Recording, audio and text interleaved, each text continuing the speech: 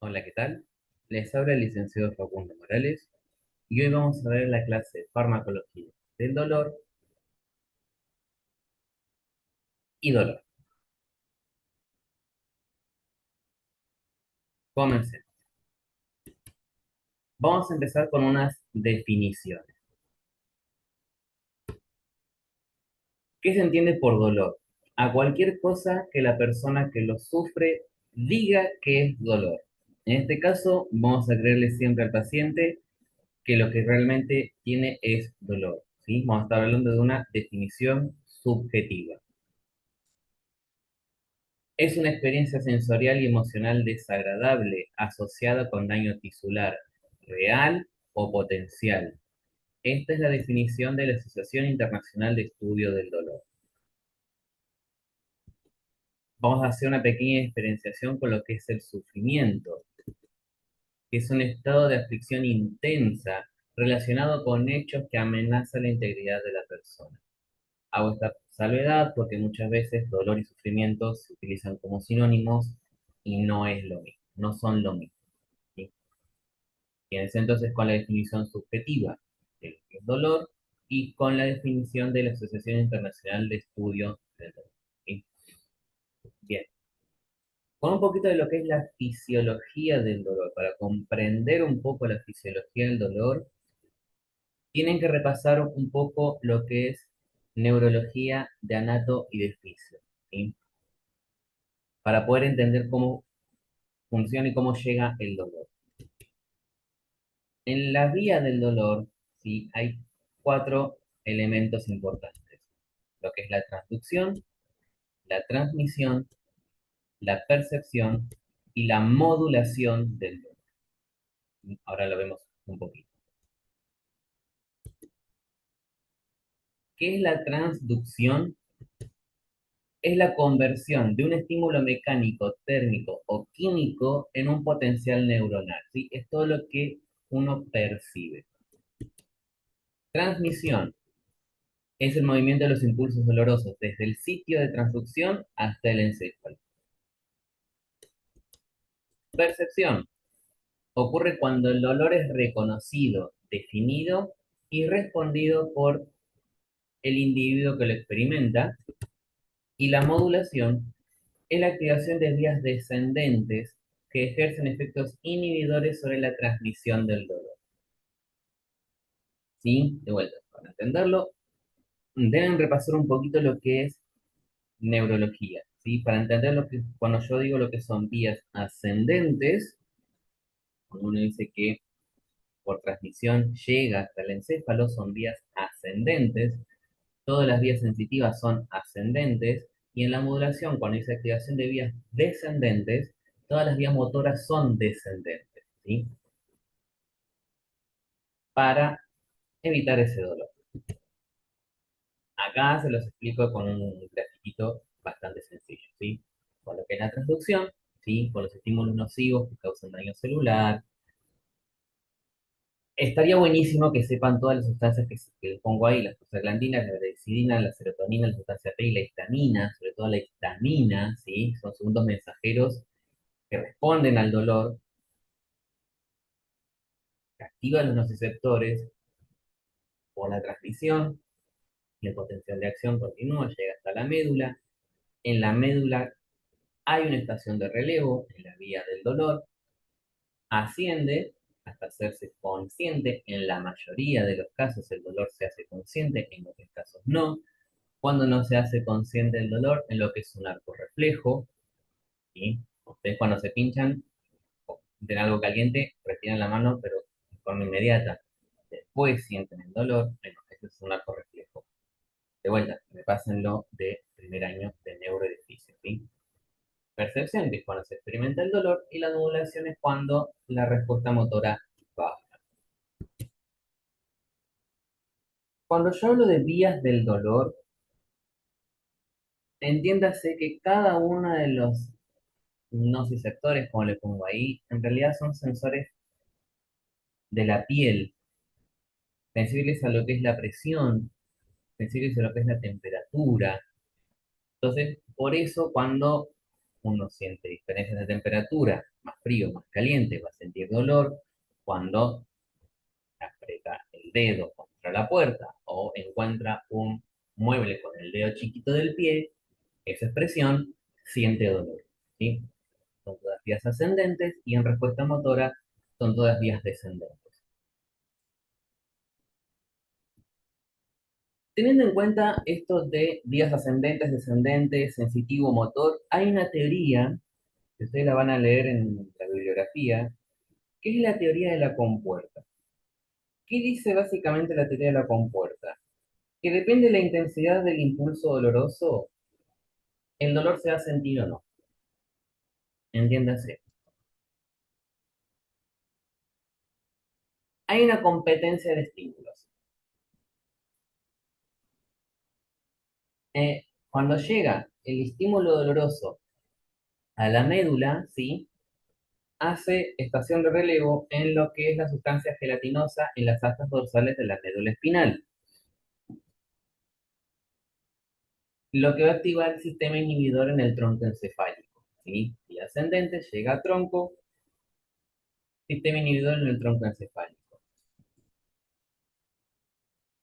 Acá se transmiten esos impulsos, en el tronco encefálico se transmiten los impulsos. Acá voy a entrar un poquito muy en detalle, pero quédense con la teoría general, que tenemos las fibras alfa-delta, que son células mielinizadas y de respuesta rápida, que van a estar encargadas de definir lo que es el dolor más agudo, ¿sí? Más sensible. Después tenemos las fibras C, que son amielínicas y lentas, encargadas de la percepción de los dolores sordos y crónicos. Entonces, si las fibras alfa delta son mayores que la C, la compuerta va a estar abierta. Si las, si las fibras alfa delta son menores que la C, la puerta va a estar cerrada. ¿Qué quiere decir esto? Que si el dolor proviene de una zona bien definida y es un dolor agudo, el paciente va a sentir el dolor. En cambio, si es un dolor más antiguo, más crónico, llega a generar, no quiero decir tolerancia, pero sí percepción acostumbrada al dolor, la compuerta va a estar cerrada. ¿Entiendes? ¿No? Después, cuando nos veamos, resuelvo estas dudas. Y vamos a ver lo que es el sistema inhibidor. Principalmente en el bulbo raquídeo, ¿sí? Una activación de las fibras medulares y va a llegar a un punto en que el sistema inhibidor, cuando llega un impulso doloroso muy grande, para evitar el sufrimiento cerebro, ¿sí? Para evitar que el cerebro se enfoque, se sobrepase de impulsos dolorosos, va a inhibir o bloquear gran cantidad de esos impulsos dolorosos. ¿El paciente va a sentir dolor? Sí, pero no en realidad con la magnitud que tendría ese dolor, ¿sí? Más que nada, como ese sistema inhibidor protege al dolor, protege, perdón, al cerebro de ese dolor muy, muy grande. Resumidos en dibujito, acá tienen lo de la teoría de la compuerta, ¿sí? Donde cuando llega el impulso, que sale la compuerta, si no, se cierra la compuerta. No es que el paciente con la teoría de la compuerta no siente dolor, lo va a sentir, pero más leve si quiere. Vamos a ver lo que son las dimensiones del dolor, no clasificación, dimensiones del dolor. Puede ser sensorial cuando se llega a reconocer la sensación dolorosa. Los elementos sensoriales del dolor comprenden un patrón, un área, una intensidad y una naturaleza. En inglés, time, ¿sí? Es una mnemotécnica muy bonita que les sugiero que se la aprendan, guiño guiño, cuando tengan que definir qué se entiende por dolor sensorial, ¿sí? De vuelta, es cuando se reconoce la sensación dolorosa compuesta por un patrón, un área, una intensidad y una naturaleza. Ahora vamos a ver un poquito ¿De qué se trata? El dolor afectivo, ¿sí? Que son las respuestas emocionales relacionadas con experiencias previas al dolor, que incluyen la ira, el miedo, la depresión, la ansiedad, ¿sí? Son los mecanismos de defensa que una persona desarrolla ante el dolor. La parte conductual, ¿sí? Son acciones que se observan para expresar o controlar el dolor, que más claro es la gesticulación, el lenguaje no verbal, cuando la persona hace una mueca o tiene una fascia específica ante el dolor y dice, por más que le duele, dice que no, pero la cara lo vende. Lo cognitivo, ¿sí? Son aquellas creencias, actitudes, recuerdos y el significado atribuido al dolor. Vuelta es otro mecanismo de defensa en lo cual para sobrellevar el dolor se lo racionaliza el dolor, ¿sí? Se busca una razón, algo racional, algo cognitivo en el cual poder evadir ese dolor. El componente sociocultural está íntimamente relacionado con la cultura, ¿sí? De la población. Nosotros vamos a tratar con gente de diversos estratos sociales, de diversas culturas, de diferentes lugares, y cada una de esas personas tiene una percepción del dolor, tiene una comprensión del dolor. Entonces, por eso digo que siempre tenemos que creer en la persona cuando tiene dolor, ¿sí? Porque está relacionado con la edad, el sexo, la educación, eh, los roles que tiene la sociedad, los roles que tiene la cultura, ¿sí? No es lo mismo la percepción del dolor de un nene de 5 años que de una persona de 70, ¿sí? Y acá hay un detalle importante e interesante, que es el dolor fantasma. ¿Qué se entiende por dolor fantasma? Es el dolor percibido en los nervios restantes de un miembro amputado, ¿sí? Esto lo habrán visto en Hollywood, que lo exageran al enésima potencia, pero tiene parte de verdad, ¿sí? Cuando un paciente, generalmente un paciente diabético, un paciente politraumatizado, termina con una amputación del miembro, el paciente sigue sintiendo que tiene el miembro amputado y puede llegar a sentir dolor en el miembro que no tiene. Por ejemplo, si pierde el pie, el paciente siente todavía que tiene el pie y puede llegar a sentir dolor de algo que no tiene. ¿Sí? Eso que se conoce como dolor fantasma.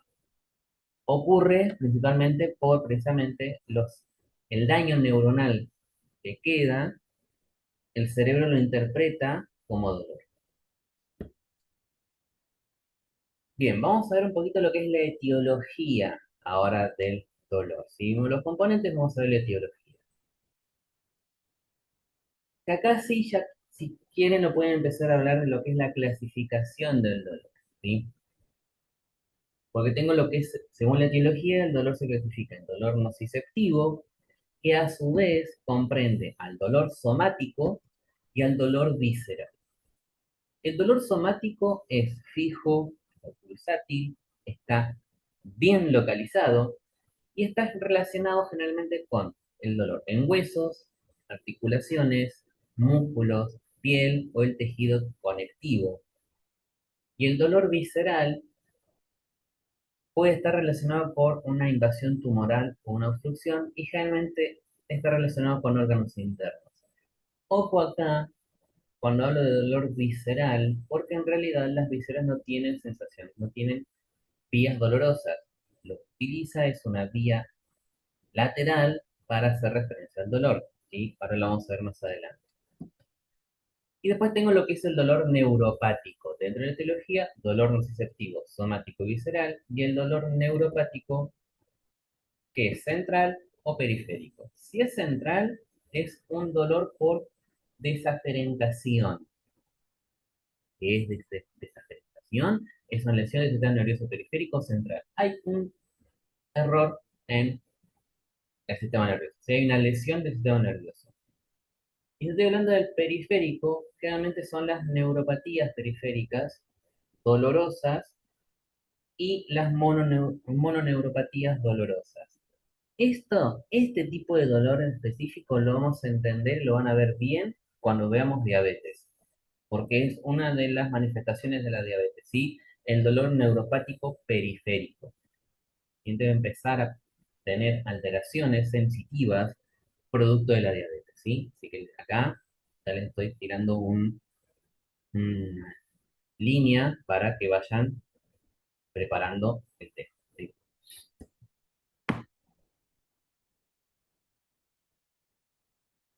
Entonces, tenemos dolor, tipos de dolor, sigo, es lo que es el dolor agudo. ¿Qué características tiene el dolor agudo? Es súbito, menor a 3 meses o hasta que se cure o se resuelve el problema que está causando este dolor. En el dolor agudo conozco la causa, sé lo que está provocando el dolor, tiene un curso en el tiempo. ¿Qué pasa? El dolor agudo tiene un comienzo súbito e intenso y luego va disminuyendo su intensidad con el tiempo hasta desaparecer con la recuperación. Una vez que se recupere el paciente de aquel problema que estaba provocando el dolor desaparece. En cambio, el dolor crónico es más gradual, dura más de 3 meses, comienza con una lesión aguda, pero ese dolor se mantiene en el tiempo por más de 3 meses y no decae, ¿sí? Por más que el paciente se recupere de aquella lesión que provocó el dolor continúa. Desconozco la causa, ¿sí? Porque ya pasó más de 3 meses del origen del dolor y ya el origen se perdió en el tiempo. O sea, es muy difícil en un dolor crónico identificar ya no la causa principal, sino la causa de origen, porque ya el dolor va a estar mezclado y matizado con otras causas. ¿Tiene un curso? También tiene un curso. El dolor crónico no desaparece, sino que se mantiene constante en el tiempo, a veces tiene picos de intensidad y tiene periodos de mejoría. Hay momentos en los cuales el paciente tiene dolor, pero es un dolor que le permite hacer sus actividades diarias y hay veces que el dolor es tan intenso que no puede moverse. Siguiendo con los tipos de dolor, según la localización del dolor, tenemos que puede ser irradiante o que irradia o radiante, depende cómo lo lean. ¿Qué quiere decir que se extiende por áreas? Hay un dolor muy específico cuando veamos cardio, que tiene esta característica, que es un dolor que irradia. Es un dolor referido cuando hace referencia al lugar en el cual se originó. Y el dolor visceral es en vísceras huecas. De vuelta, no tengo sensaciones, percepción del dolor en las vísceras huecas, utilizo la vía accesoria que son los dermatomas para referenciar que es un dolor interno, ¿sí? Y según la intensidad, que esto es algo bastante importante, puede ser leve, que no interfiere con la vida cotidiana, que estamos a ponerle un valor de referencia que es entre el 0 y el 3, un dolor moderado entre 4 y 6 cuando interfiere con la actividad diaria, pero la puedo realizar, y grave de 7 a 10 cuando ya interfiere incluso con el descanso, el paciente siente dolor en reposo, le impide dormir, o sea, ya estamos hablando de una intensidad grave. Y tomando lo que es la intensidad, vamos a lo que es la valoración. Y acá yo les pregunto, para que lo piensen ustedes, y va a ser pregunta, ¿sí? De examen, guiño, guiño, ¿el dolor es un signo o es un síntoma? O yo hasta ahora estoy diciendo que el paciente me dice que tiene dolor. O sea, es algo que me refiere al dolor, por lo tanto entraría en lo que es la categoría de síntoma. Pero yo acá estoy mostrándoles que hay una escala de valoración del dolor. Y recuerdan que signo es todo aquello que yo puedo ver y medir en el paciente. Síntoma a lo que refiere el paciente, signo a lo que yo puedo medir. Entonces, ¿el dolor es un signo o es un signo? Por consenso, vamos a decir que el dolor es un síntoma que se transforma en signo cuando lo mido. Porque el paciente me puede decir que tiene un dolor realmente intenso. Perfecto. ¿Cuándo? Cuando yo le pongo una escala a ese valor intenso, deja de ser síntoma y se transforma en signo. Y lo puedo manejar como un signo. ¿Sí? Entonces, una de las escalas, sí, es la escala EVA, que muestra acá, que es de, de ausencia de dolor al dolor más intenso posible. Después tener la escala intensidad de dolor, la escala analógica de EVA, ¿sí? Tienen escalas cromáticas, escalas con caritas. Vieron que desde el principio de la diapositiva está el dibujito de Baymax con de una escala de 1 al 10 cómo clasificarías tu dolor. Bueno, esta es una combinación de escalas. Por ejemplo, tengo una escala numérica con una escala gráfica de caritas. O sea, hay diferentes tipos de escalas, ¿sí? Pero vamos a hablar ahora un poquito más de lo que es la valoración de ese dolor. ¿Cómo? Explicando lo que es la semiología del dolor. Y acá hay otra mnemotécnica que estaría buenísimo que se la aprendan, que la razonen, sino que la aprendan de memoria. No sirve aprender de memoria, sino que la razonen y una vez que la van razonando se la van a aprender. ¿Sí? Voy a estar hablando de lo que es de aparición. ¿Cuándo apareció? ¿Cómo apareció? Si fue al día, la tarde, la noche. ¿Qué etiología es probable? ¿Qué lo pudo haber causado? En la L, la localización. ¿Dónde y de qué tipo? La I, de irradiación. Es un dolor visceral, somático, neuropático, irradia hacia otras áreas, está localizado en un lugar. C, características. ¿Qué características tiene ese dolor? ¿Es punzante? ¿Es lacerante? ¿Es opresivo? ¿Es urente? O sea, ¿qué sensación de que quema? ¿Es un tipo cólico? A ver, el dolor opresivo, de vuelta, cuando vemos cardio, es un dolor muy característico que el paciente refiere que siente una pata de elefante en el pecho, es un dolor opresivo. Cuando vemos patología digestiva, el paciente se va a quejar de que le arde la boca del estómago, ¿sí? Es un dolor quemante, es un dolor urente.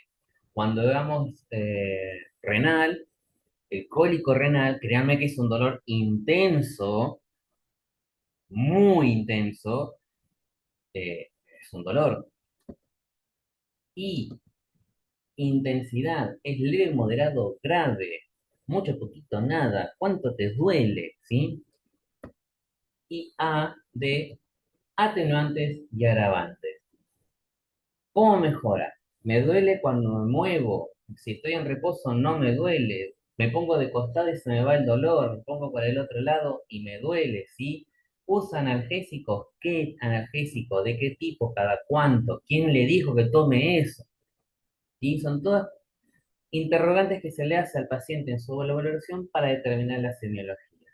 Y si ustedes ven, con las letras se formó Alicia, ¿sí? Que esta es la mnemotécnica más importante, que estaría excelentísimo que se aprendan y la razonen, ¿sí? ¿Qué significa cada una de las letras de Alicia? Porque es la más común, es la que más se emplea, ¿sí? ¿Es la única? No. Yo ahora les voy a mencionar un par más. E, de elemento que provoca el dolor. ¿Qué desencadena el dolor?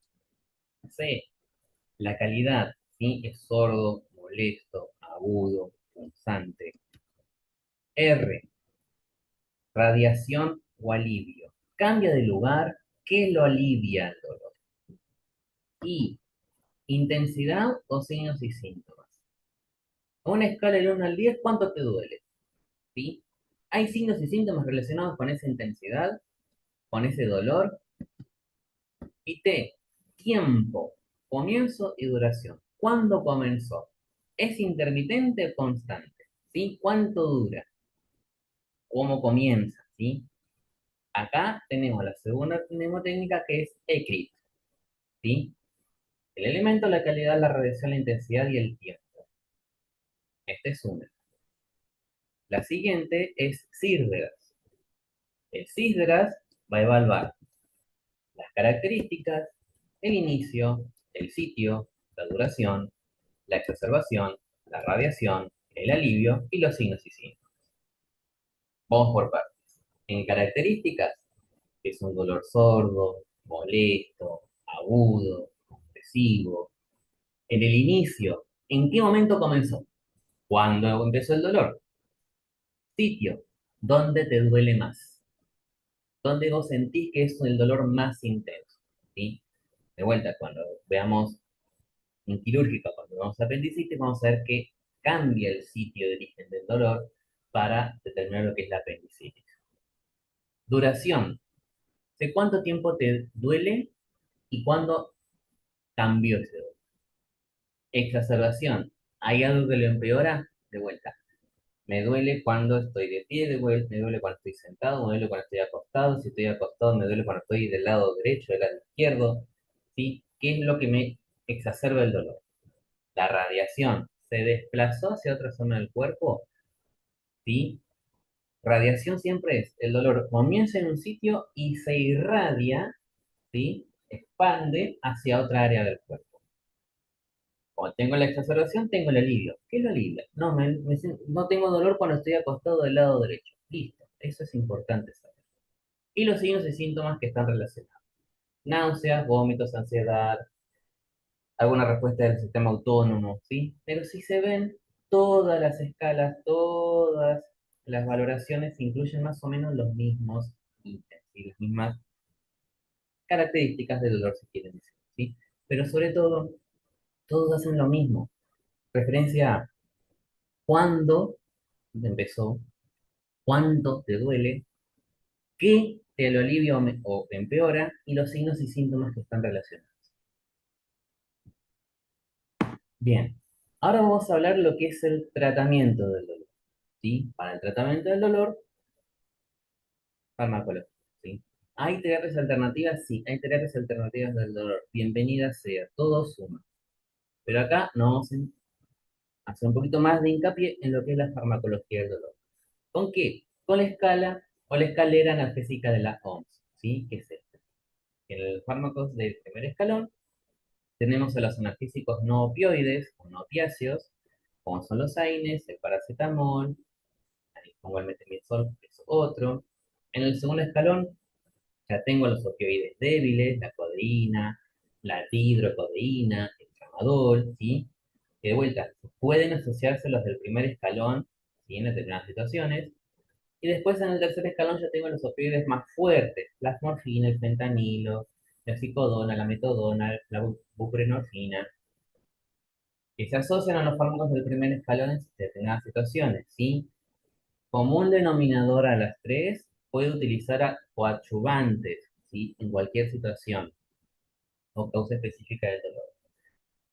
Entiéndase esto, a medida que se va agravando el dolor del paciente, no es que dejo de usar los fármacos del escalón anterior, sino que se le suma al siguiente escalón.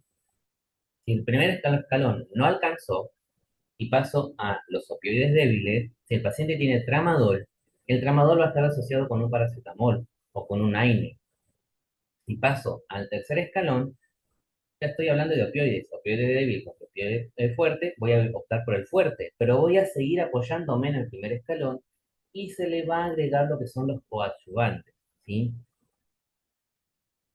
Eso que tiene que quedar claro, no es que a medida que yo avanzo de escalón, voy dejando de lado los fármacos, al contrario, se los voy sumando, ¿sí? Para que el dolor realmente desaparezca y el paciente pueda estar cómodo. Principalmente los vamos a apoyar en lo que son los adyuvantes o coadyuvantes, depende de cómo lo lean.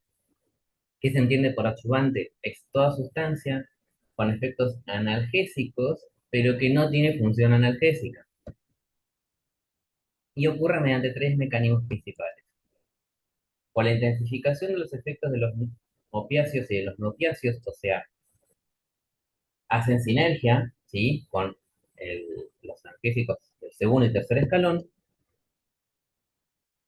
presentan una acción analgésica propia y otra más, que lo vamos a ver más adelante cuando veamos de vuelta farmacología neurológica,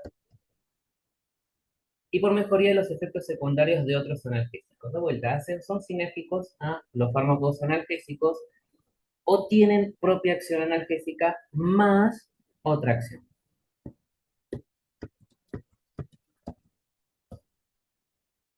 ¿Cuáles son los principales coadyuvantes? Los antidepresivos, por ejemplo, que actúan sobre la recaptación de serotonina y la noradrenalina. Ejemplos, la sertralina, la fluoxetina. Los anticonvulsivantes, ¿sí? Que estabilizan la membrana neuronal y previenen la transmisión de señales, como la carbamazepina y el clonazepam. Y los corticoides en general, que disminuyen el edema y la inflamación. Si la inflamación se va, el dolor también, ¿sí? Como la dexametasona, ¿sí? Estos fármacos, en especial los antidepresivos y los anticonvulsivantes, los vamos a retomar cuando veamos fármaco de neuro. ¿Sí? Entiéndase que esto es una aproximación, es un primer vistazo a la farmacología neurológica. Cuando veamos neuro, todos estos fármacos se los voy a dar por sabidos y los vamos a rever. ¿Sí? Vamos a ver un poquito los analgésicos del primer escalón. Principalmente tenemos los AINES. Y de entre los AINES tenemos diferentes familias o grupos, ¿sí? Vamos a hablar de grupos. Los del ácido carboxílico, los derivados del oxicam, las pirazolonas y los paraminofenoles. Dentro del grupo del ácido carboxílico tenemos la familia de los salicilatos, la familia del ácido propionoico, la familia del ácido indolacético, la familia del ácido fenilacético y la familia del ácido andralírico. Dentro de del grupo del oxicam tenemos el piroxicam y el tenoxicam. Dentro de las pirazolonas tenemos la fenilbutazona y dentro de los paraminofenoles, la estrella es el paracetamol. ¿Estamos? Bien. Dentro de la familia de los salicilatos, la estrella es la aspirina, el ácido acetil salicílico, ¿sí? La aspirina. Dentro de la familia del ácido propionoico tenemos el naproxeno, el ibuprofeno y el ketorolac, ¿sí? Dentro del ácido indolacético tengo la indometacina. Del ácido fenilacético, el diclofenac. Ojo con el diclofenac, porque el paciente lo termina tomando como un subus, ¿sí? Y el diclofenac es un AINE sumamente nefrotóxico, ¿sí? Esto acuérdenselo, ¿sí? El diclofenac es un fármaco, es un AINE muy nefrotóxico. Entonces, cuando veamos insuficiencia renal de causa intrarrenal y se le pregunte si es una causa de una insuficiencia intrarrenal, el diclofenac. ¿Por qué? Porque es nefrotóxico, ¿sí? Dentro del ácido andralínico tenemos el ácido mefenamínico y el meclofenato, ¿sí? Dato de color, existe, sepan que existe. ¿Qué me interesa acá? Que sepan que de los paraminofenoles la estrella es el paracetamol. Por otro lado voy a tener el ibuprofeno. ¿Cuál es la diferencia? Uno de los dos tiene propiedades antipiréticas, el otro no. ¿Cuál? Lo averiguan ustedes, ¿sí? Porque está dentro de la pregunta del TP de farmacología del dolor. El ketorolac y el naproxeno comparten características con el ibuprofeno y están dentro de esa familia. La aspirina, ¿sí? Ojo con la aspirina, porque también el paciente la toma como un subus. Y después entra a la guardia con una hemorragia digestiva galopante. ¿Por qué? Porque el principal efecto adverso de las aspirinas y de todos los salicilatos es la úlcera gástrica, que lo vamos a ver cuando veamos digestivo. ¿Sí? Bien, esto mismo, cuando veamos fármaco de neuro, se los voy a repetir. Analgésicos del segundo escalón. Los opioides débiles, principalmente ¿cuáles? La codeína, que tiene un efecto antitusígeno, pero es muy, muy hepatotóxico. Y el tramadol, sí, que es el opioide débil más común, que como todo opioide puede llegar a provocar hipotensión, somnolencia, mareo, vértigo. A la codeína la vamos a volver a ver cuando veamos fármaco respiratorio, más que nada por el efecto antitusígeno. Y yo les voy a hacer referencia al fármaco del dolor con el que pregunte. Además, la codeína, además de tener un efecto antitusígeno, ¿qué otro efecto tiene? Analgésico, ¿sí? Es un opioide débil del segundo escalón. Muy bien, ¿sí? Es pregunta de examen, ¿sí? Guiño, guiño. Analgésicos del tercer escalón. La buprenorfina. Vamos a ponerlo de menor a mayor, ¿sí? La buprenorfina es un opioide parcial agonista con efecto analgésico más leve y tiene un techo terapéutico. ¿Qué quiere decir que tiene un techo terapéutico? Que por más que yo le pase más de dosis, no va a hacer efecto. Al contrario, va a empezar a ser más tóxico. Sigue la morfina, ¿sí? Es un opioide de referencia. Cuando uno piensa en opioides, siempre va a decir primero morfina, pero hay fármacos opioides que son más leves, como la buprenorfina, más potentes que la morfina. No se queden solamente con la morfina, ¿sí?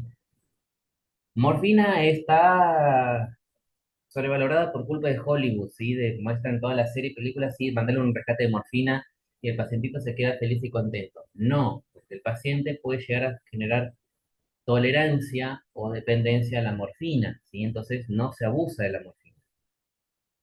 Tiene un efecto analgésico potente, sí, pero es menor a la metadona y al fentanilo.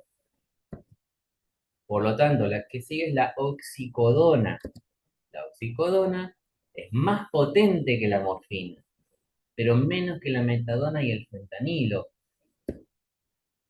Le sigue la metadona, que es un opioide sintético con un efecto analgésico potente y una vida media larga, o sea que dura bastante en el cuerpo. Su potencia es mayor que la de la morfina, ¿sí? Y el último es el fentanilo, que esto lo habrán visto de vuelta con el noticiero, toda la plaga de los zombies del fentanilo. Tengan en cuenta que el fentanilo es hasta de 50 a 100 veces más fuerte que la morfina. El fentanilo entra dentro de la rama de lo que es la anestesia, que vamos a ver en quirúrgica, y está indicado por lo que es el manejo del dolor severo, ¿sí? O sea, el fentanilo les tiene que sonar cuando veamos el cuatrimestre que viene, estemos en quirúrgica y veamos lo que es anestesia, va a aparecer de vuelta el fentanilo. Yo les voy a decir, ¿se acuerdan el cuatrimestre pasado cuando vieron la clase de dolor que les mencioné el fentanilo? Sí, profe, no me acuerdo. Lo que sea, pero el fentanilo es el más potente de todos. ¿Hay más fármacos a partir de acá? Sí, entraríamos en lo que es los fármacos del cuarto escalón, que ya es lo que está relacionado con dolor oncológico. Y de ahí arrancamos de fentanilo para arriba, ¿sí? O sea, que son fármacos más potentes para el dolor, y eso lo vamos a ver el cuatrimestre que viene cuando estemos en quirúrgica, cuando veamos neoplasia, cáncer, ¿sí? Que quédense con esto hasta acá. ¿Cuáles van a ser, y para ir cerrando, las secciones de enfermería relacionadas con el tratamiento y la valoración del dolor? Valoración mediante escalas, ¿sí? La que a ustedes resulte más cómoda. Si pueden aplicar Alicia, ¿pueden aplicar el ECRIT y la otra? Sí, pero quédense con Alicia. Disminución del dolor mediante medios físicos, verificar la posición del paciente, emplear distractores del dolor, o sea, ponerle algo que lo distraiga al paciente del dolor, manejo del dolor, de vuelta mediante meditación. Por eso yo les decía que hay terapias alternativas del dolor, bienvenidas sean y que todo suma, porque hay gente que aprende a manejar el dolor mediante meditación, mantras, y, o sea, está perfecto. Administración de analgésicos según indicación médica, según indicación médica. Y acá un pequeño paréntesis de lo que son los rescates. ¿Qué se entiende por rescate? Ustedes cuando vayan al servicio van a ver que hay pacientes que están internados que ya hace mucho tiempo que están y que están con dolor crónico. Que el fármaco ya no les hace el mismo efecto y el médico está, una de las indicaciones es administrar morfina sin dolor. Ese es un rescate, ¿sí? Cuando dice sí dolor, eso quiere decir que aquellas personas que vayan a sacar los vitales en el servicio, lo tienen que valorar al dolor del paciente para que sus compañeros que están haciendo la medicación sepan si tienen que preparar el rescate o no. Es un trabajo en equipo. Esto después, cuando estemos en el campo práctico, se lo voy a explicar de vuelta. Voy a traer a colación el tema de los rescates y aparte lo vamos a ver un poquito más adelante. Pero quédense con eso, si los rescates están siempre bajo indicación médica y tienen ciertas condiciones para cumplirse. Evaluar las actividades vitales alteradas por el dolor, y acá es una acción de enfermería importantísima, porque se acuerdan, en Médica 1, el dolor atraviesa todas las actividades vitales, en mayor o menor medida, pero las atraviesa a todas, ¿sí? Y recordemos, el dolor, ¿dentro de qué actividad vital estaba comprendido? Muy bien, comunicación. Esa tiene que ser suave, prioritaria, que está alterada cuando un paciente tiene dolor. Después viene la movilización, la alimentación y bebida, el reposo y sueño, etc. Pero la primera con paciente que tiene dolor, cuando tengan que hacer un diagnóstico del caso clínico, paciente, en el caso dice paciente tiene dolor, listo, comunicación tiene que estar, ¿sí? Y ya le estoy dando resueltos la mitad de de los casos clínicos. Y obviamente registrar e informar la evolución del paciente y demás, ¿sí? Bueno. Espero que se haya entendido, espero que lo puedan entender y nos estaremos viendo en la próxima clase. Hasta pronto.